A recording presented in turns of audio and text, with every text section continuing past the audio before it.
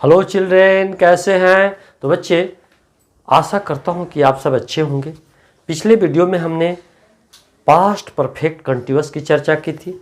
अब हम future indefinite की चर्चा करने जा रहे हैं। तो आइए हम इसके प्रारूप को सीखते हैं।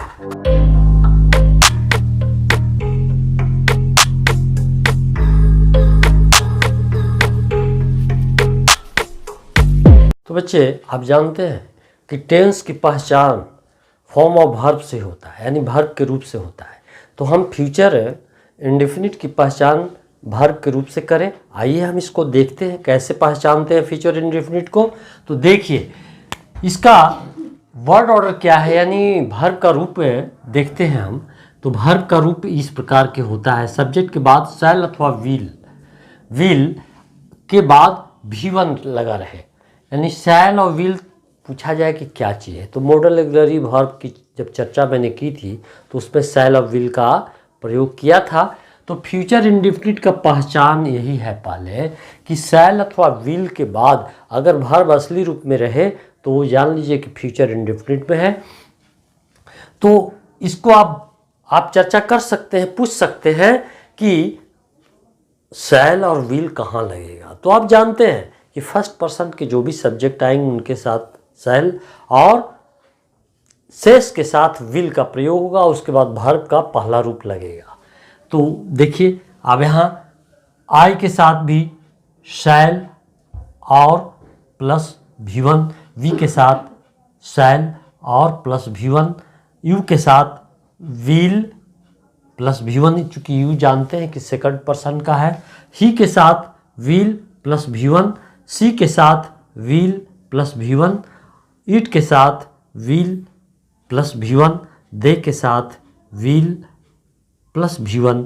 अगर किसी व्यक्ति का नाम हो तो भी विल लगेगा और उसके बाद V1 लगेगा। आप जानते हैं कि बच्चे, ये पहचान का नियम है। शैल के बाद V1 अथवा विल के बाद V1 तो पक्का है कि वो फ्यूचर इंडेफिनिट होगा। अब इसके आधार पर आप वाक्य की रचना कर सकते हैं। आई शैल गो, मैं जाऊंगा। वी शैल गो, हम लोग जाएंगे। यू विल गो, आप लोग जाएंगे। ही विल गो, वह जाएगा। सी विल गो, वह जाएगी। इट विल गो, इट तो निर्जीव के लिए आता है, वह जाएगा। दे विल गो, वे लोग जाएंगे। राम विल गो, राम जाएगा। यानी शैल के बाद वर्ब का असली रूप आया गो। ये रूप को देख करके आप जान सकते हैं कि फ्यूचर इंडेफिनिट का ये वर्ब रूप है। इस वर्ब के रूप को देख करके आप जान जाएंगे फ्यूचर इंडेफिनिट है। तो बच्चे, आप जान गए कि फ्यूचर इंडेफिनिट को हम कैसे पहचानेंगे। तो इसको आप नोट कर लीजिए।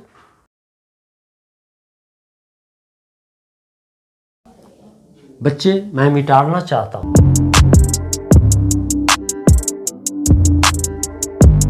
तो बच्चे, फॉर्म ऑफ वर्ब से आप समझ गए कि फ्यूचर इंडेफिनिट को कैसे पहचानेंगे। यानी फ्यूचर इंडेफिनिट को पहचानने के लिए जो वर्ब के रूप है उसको आप जान गए। लेकिन ये भी बात है कि what is future indefinite. Future indefinite क्या है? यानी the form of verb that indicate in general that an action is to happen in the future। यानी वर्ब का वैसा रूप जो संकेत करता है समान रूप से कि कार्य भविष्य काल में होने वाला है, भविष्यत काल में होने वाला है। देखिए, फ्यूचर इंडेफिनिट को कई वर्ब के रूपों के द्वारा व्यक्त किया जा सकता है। हम एक एक करके चर्चा करने जा रहे हैं। तो आइए हम चर्चा करते हैं। देखिए, अब यहाँ ये future indefinite tense can be expressed through verb form shall will plus V1। यानी फ्यूचर इंडेफिनिट का हम जो वर्ब का रूप है शैल विल अथवा शैल विल प्लस V1 के माध्यम से भी व्यक्त करते हैं। अब इसके आधार पर वाक्य की रचना आप करते हैं। जैसे वी शैल रीड, अब यहाँ शैल के बाद क्या दिया है? V1 दिया है, हम लोग पढ़ेंगे। यू विल टीच, आप पढ़ाएंगे। विल के बाद यू के साथ तो विल लगेगा, और विल के बाद आप यहाँ V1 दिए हैं तो यानी आप पढ़ाएंगे। तो इसके माध्यम से भी हम इस वर्ब के रूप के माध्यम से भी फ्यूचर इंडेफिनिट को हम व्यक्त कर सकते हैं। आइए हम आगे के जो सिस्टम है इसको हम चर्चा करने जा रहे हैं, तो इसको नोट कर लीजिए। Children, I want to rub. तो बच्चे, आप जो पहले सिस्टम में देखा कि शैल अथवा विल के बाद V1 दे करके भी हम फ्यूचर इंडेफिनिट को व्यक्त कर सकते हैं। हम आगे जो रूप है इसकी चर्चा करने जा रहे हैं। तो देखिए आप, यानी future indefinite can be express through the verb form. Verb form क्या है? सब्जेक्ट के बाद इज अथवा एम अथवा are plus going to plus V1 के द्वारा भी हम फ्यूचर इंडेफिनिट को व्यक्त कर सकते हैं। जैसे उदाहरण के लिए देखें, यानी सब्जेक्ट के बाद इज आ सकता है अथवा एम आ सकता है अथवा आर, और उसके बाद गोइंग टू और इसके बाद V1 रख दिया जाए तो फ्यूचर इंडेफिनिट को इसके माध्यम से भी व्यक्त कर सकते हैं। और ये आज के बोलचाल में बड़ा ही टकसाली है, बहुत प्रचलित है। तो आइए देखिए, I am going to buy a new car. ये भर के रूप से तो ये पता चलता है कि ये प्रेजेंट कंटिन्यूअस टेंस का है, लेकिन ये फ्यूचर इंडेफिनिट को व्यक्त कर रहा है। और इसको हिंदी में हम कह सकते हैं कि I am going to buy a new car, मैं एक नया कार खरीदूंगा, ये मेरी इरादा है, इंटेंशन है। फिर देखिए, Radha is going to do it now, Radha अब इसे करेगी, यानी राधा की इरादा है। और देखिए तो वर्ब के रूप से पता नहीं चल रहा है कि ये प्रेजेंट कंटिन्यूअस है, लेकिन भाव किसका व्यक्त कर रहा है? फ्यूचर इंडेफिनिट की, कि मैं ये करूँगा या ये मेरी इरादा है। तो आप समझ गए, तो इसको नोट कर लीजिए।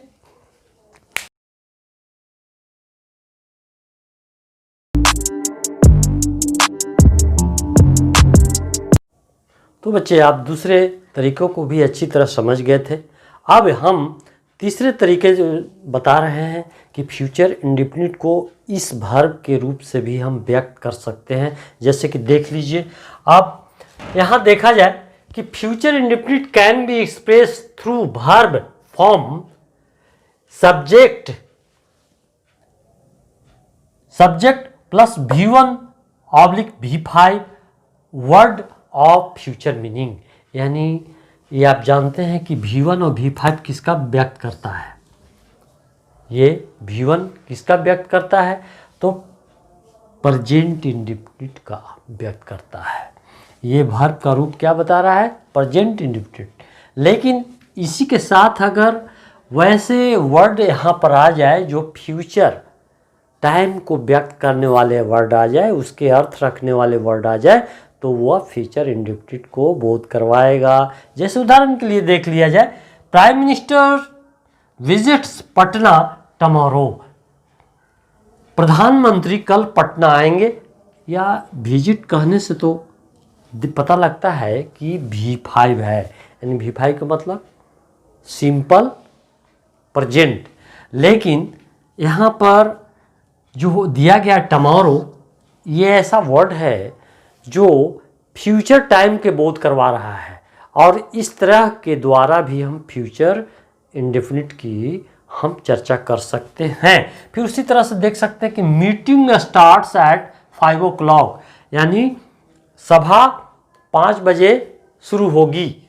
तो देखिए, 1 मिनट की देखने की ज़रूरत है कि स्टार्ट्स ये V5 है जो सिंपल प्रेजेंट को व्यक्त करता है। लेकिन एट 5 o'clock जो बता रहा है, ये क्या बता रहा है?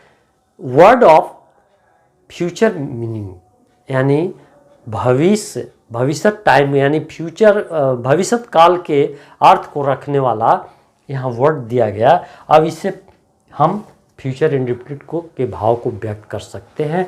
जैसे कि मीटिंग 5 बजे बैठेगी, प्रधानमंत्री क्या है? कल आएंगे।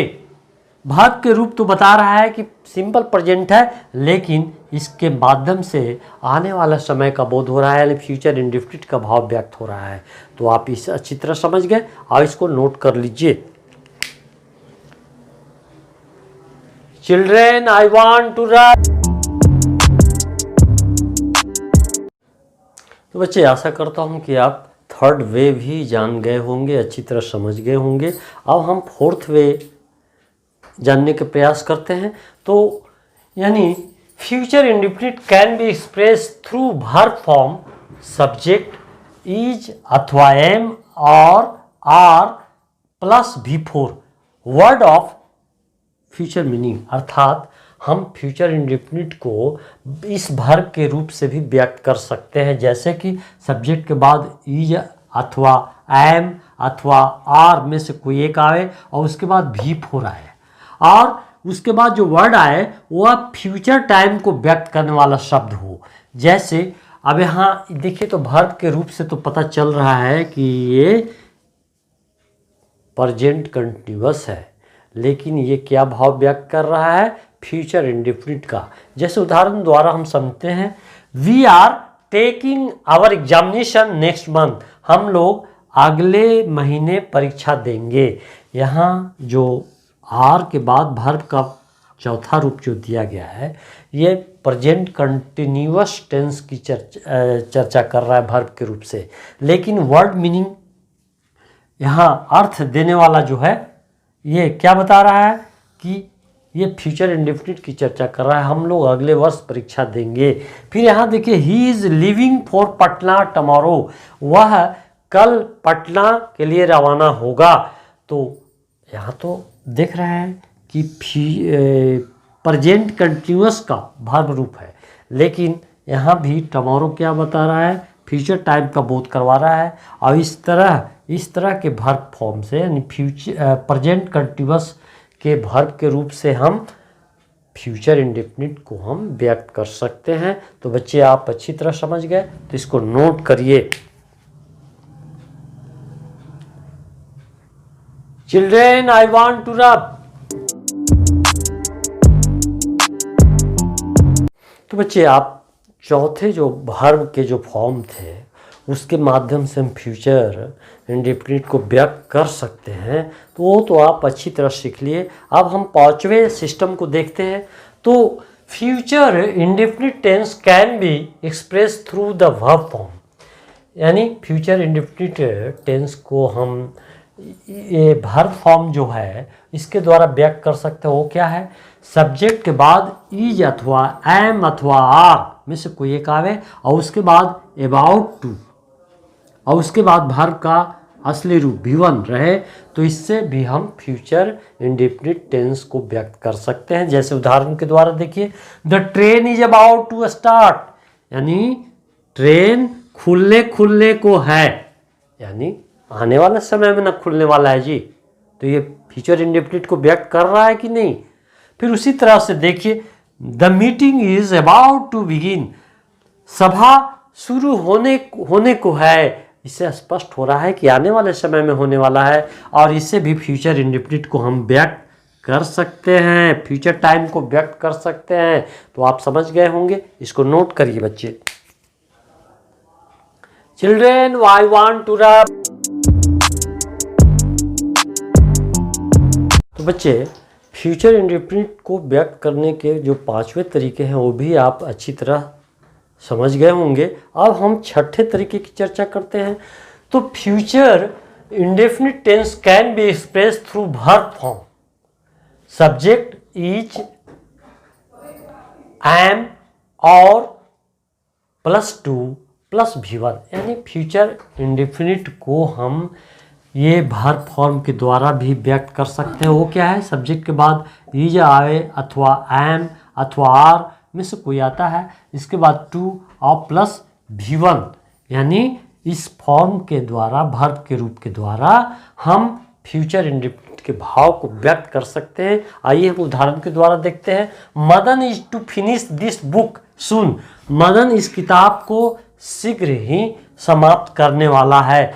समाप्त करने वाला है, यानी अभी नहीं, आने वाला समय में समाप्त करने वाला है, यानी फ्यूचर टाइम का बोध करवा रहा है कि नहीं। तो यहाँ फ्यूचर इंडेफिनिट के भाव व्यक्त हो रहा है। फिर I am to teach English, मैं अंग्रेजी पढ़ाने वाला हूँ, यानी अभी नहीं, आने वाला समय में पढ़ाने वाला हूँ। तो इस प्रकार से ये फ्यूचर इंडेफिनिट टेंस के भाव को व्यक्त कर रहा है, यानी फ्यूचर टाइम को व्यक्त कर रहा है। तो बच्चे आप अच्छी तरह समझ गए। ये मॉडर्न ग्रामरियन ने कहा था कि उनका कहना है, या कहा था, या लिखा है कि फ्यूचर टेंस को व्यक्त करने की ज़रूरत नहीं है, वो प्रेजेंट टेंस से ही काम चल जाएगा। लेकिन ट्रेडिशनल ग्रामर में ये फ्यूचर इंडेफिनिट का ये अलग चैप्टर दिया गया है जो हम सब जानते हैं, और ये उसमें फ्यूचर इंडेफिनिट को हम समान रूप से क्या करते हैं कि शैल विल के बाद V1 डाल देते हैं, तो फ्यूचर इंडेफिनिट का प्रयोग हुआ। इसी तरह से और उनका भी होता है जो हम आगे वर्णन करूँगा। तो बच्चे आप अच्छी तरह समझ गए होंगे। अभी भी कोई दिक्कत है तो अवश्य पूछिए, कहाँ आपको दिक्कत होती है ये भी बताइए। फिर अगर बच्चे नए हैं तो सब्सक्राइब करना ना भूलें। धन्यवाद चिल्ड्रेन।